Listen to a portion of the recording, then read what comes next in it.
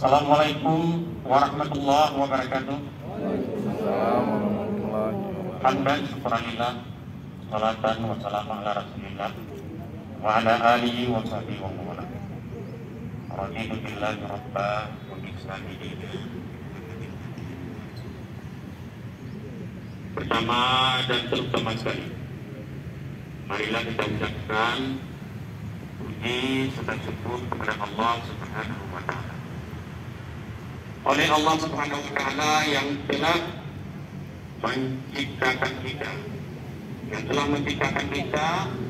dari setetes air yang hina sampai menjadi manusia yang sempurna. Saya ulangi, Allah telah menciptakan kita dari setetes air yang hina sampai menjadi manusia yang sempurna. Artinya, hidup dunia ini tidak perlu menyombongkan diri, karena kita diciptakan dalam bentuk yang sama.